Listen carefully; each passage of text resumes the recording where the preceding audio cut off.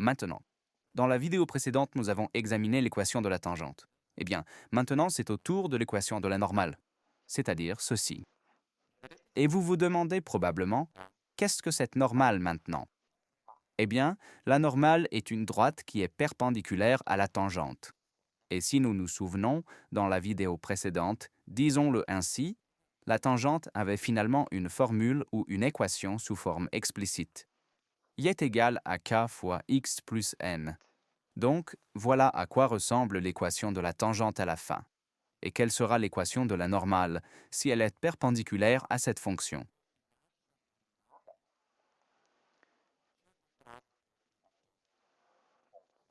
Rappelons-nous de la fonction linéaire. Nous avons dit que les droites parallèles ont le même k. Les droites perpendiculaires ont un k inverse et opposé, c'est-à-dire moins 1 divisé par k fois x plus n. Et si nous regardons cela sur le graphique, nous avons d'abord ceci, n'est-ce pas? Nous obtenons une certaine fonction. En forme explicite et ensuite en fonction de k et de la valeur initiale, nous connaissons alors sa forme.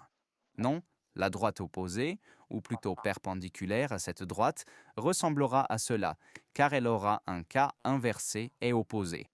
Et peu importe la valeur de k, ces deux droites seront tout. Pas parallèles, perpendiculaires, elles seront toujours perpendiculaires, n'est-ce pas? Cela se voit bien aussi sur le graphique. Non, et ces auteurs de notre exercice ont été un peu méchants, car ils ont effacé la coordonnée ips, et nous connaissons seulement 3i comme ceci. Mais cela ne doit pas être un problème pour nous, car nous avons notre fonction donnée, c'est-à-dire la fonction f de x est égale à x au carré, plus 2x moins 3. Et c'est une simple fonction quadratique. Et si nous la dessinons maintenant sur un graphique, nous obtenons une parabole comme ça. Non. Et que signifie cette fonction? Cette fonction signifie que si nous mettons x égale à 3, n'est-ce pas? C'est-à-dire, si nous insérons ce x ici, si nous calculons f de 3, que trouverons-nous? 3 au carré fait 9, 2 fois 3 fait 6 et moins 3 fait 12. Et qu'avons-nous obtenu? Nous avons obtenu ic, n'est-ce pas? Le point est maintenant 3,12. Vérifions cela sur le graphique. Donc, si je mets dans cette équation x est 3, j'obtiens 12. Voyons où c'est sur le graphique. Donc, si je mets 3, eh bien, j'obtiens 12.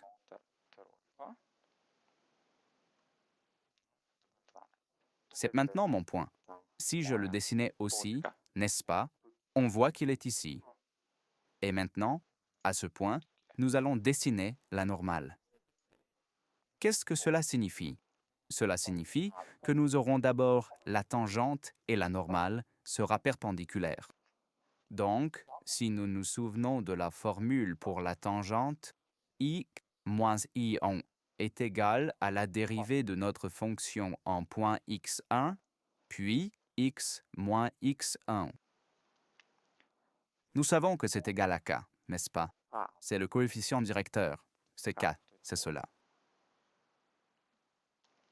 Et si nous calculons cela maintenant, c'est-à-dire calculons f de x, c'est-à-dire la dérivée de notre fonction, c'est 2x plus 2. Et si nous voulons calculer à ce point 1, puisque nous voyons x1, nous devons maintenant insérer ici xa. Hein? Ceci est xa, ceci est i1. Insérons 3 et nous obtenons 2 fois 6. Non, 2 fois 6, 2 fois 3 font 6, plus 2 font 8. C'est-à-dire, c'est notre cas. C'est-à-dire, notre tangente aurait quelle forme? La tangente serait écrite comme i-12 est égal à 8, puis x-3.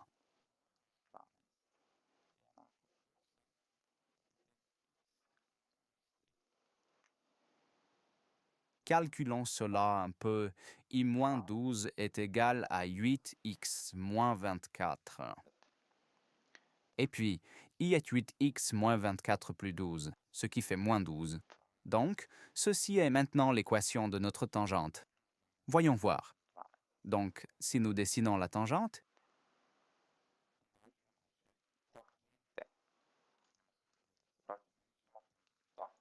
alors nous voyons vraiment qu'à moins 12, nous coupons l'axe I et la pente est ici 8. Eh bien, notre normale ressemblera à ceci. Ceci sera maintenant notre normale. Et maintenant, nous cherchons cette formule qui la décrit, ou plutôt la fonction qui décrit cette normale rouge.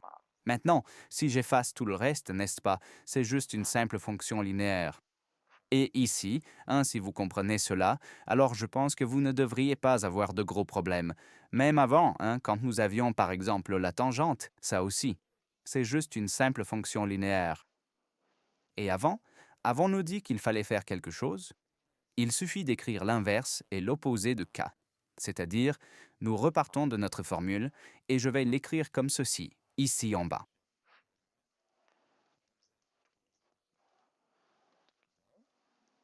Ce sera maintenant. Si c'était la tangente, ce sera maintenant la normale. I moins I1 est égal à l'inverse et opposé. Chacun est 1. Et je vais maintenant l'écrire dans cette couleur pour que nous voyions où est la différence. C'est-à-dire un moins K et ensuite X moins X1.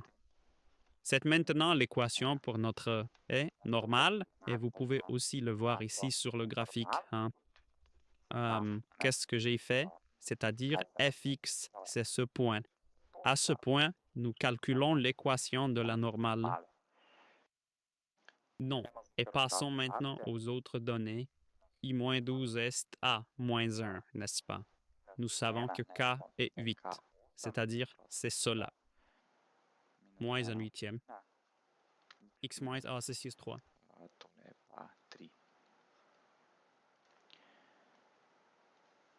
Donc, I moins 12 est égal à moins 1 huitième de X puis plus 3 huitièmes, n'est-ce pas? Moins et moins donnent plus. Il ne reste plus qu'à porter 12 de l'autre côté. Il reste à moins 1 huitième de X. Je vais calculer cela séparément, c'est-à-dire 3 huitièmes moins ou plus, car ce 12 passe de l'autre côté. Si nous avons ce 12 et que nous le mettons au même dénominateur, nous devons aussi mettre cela au même dénominateur. Eh bien, 12 fois 8 fait 96. Donc, cela fait 96 plus 3 est 99 huitièmes. Donc, cela est ensuite cette valeur initiale 99. Ah, huitième, et c'est de l'équation de la normale. Vérifions sur le graphique. Donc, juste 1, c'est maintenant pour tester, moins 1 huitième x plus.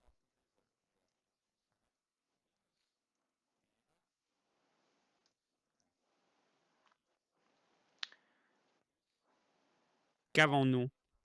99 huitièmes. Et nous voyons que cela n'est-ce pas? Cela se superpose avec ce rouge. C'est vrai. Notre calcul est correct.